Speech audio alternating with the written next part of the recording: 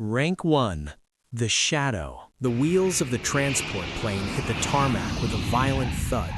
For a split second, your hand reaches for a rifle that isn't there. Your fingers brush against the fabric of your pants, searching for the familiar weight of the metal, but there is only empty space. You've been dreaming of this moment for 18 months, the smell of rain on asphalt instead of burning rubber and dust. You step off the plane. The air in the terminal is filtered and cool. It's too clean. You walk through the crowd and you feel like a ghost moving through a movie set. People are rushing past you with lattes and rolling suitcases, shouting into their phones about missed meetings or slow Wi-Fi. You want to tell them that at least no one is tracking their movements from a ridgeline today, but you don't. You just clutch your sea bag, feeling like an ancient relic in a modern mall.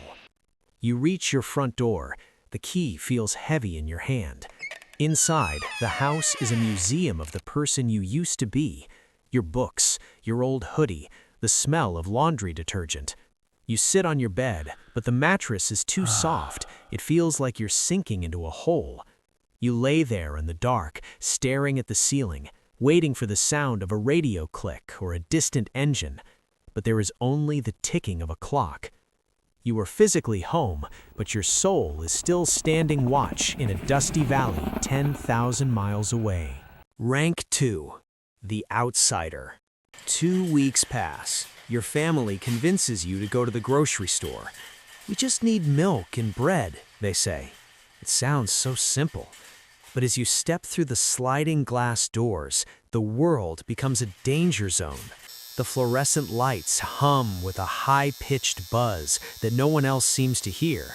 There are 50 different types of cereal on the shelves, and the choice feels paralyzing. Why does a society need this much choice when half the world is just trying to find clean water? Suddenly, a balloon pops in the bakery section. To the crowd, it's a festive sound. To you, it's a muzzle flash. Before you can think, your heart is racing at 150 beats per minute. Your muscles lock. You find yourself scanning the tops of the aisles, looking for high ground. You're tracking the hands of every person who walks past, looking for a threat that isn't there. You see a teenager reach into his pocket for a phone, and your body readies itself for a fight. You realize you're standing in a defensive crouch in the middle of the frozen food section. People are staring. You leave the cart and walk out into the parking lot. You lean against your car, chest heaving, trying to remember that the war is over, but your brain doesn't believe the calendar. Rank 3. The Silent. Your old friends from before the service invite you to a bar. They've planned a welcome home party.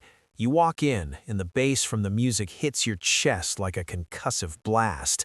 You flinch, just for a second, but they're all laughing and shouting. They buy you a beer and lean in.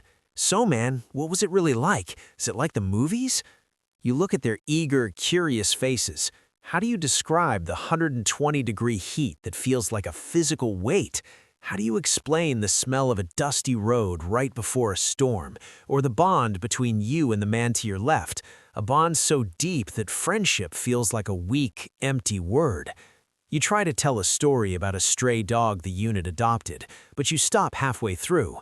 You realize that to tell the story, you'd have to explain the fear that came before it, and they aren't ready for that. You see them complaining about their 9-to-5 jobs and slow internet, and you feel a surge of anger followed by a hollow sadness. You finish your drink and leave early. You realize the wall between you and them isn't made of bricks, it's made of memories that don't have a translation. Rank 4. The Night Watchman. It's 3:15 a.m. You're wide awake. You didn't wake up from a nightmare, you woke up because your body says it's time to be on guard.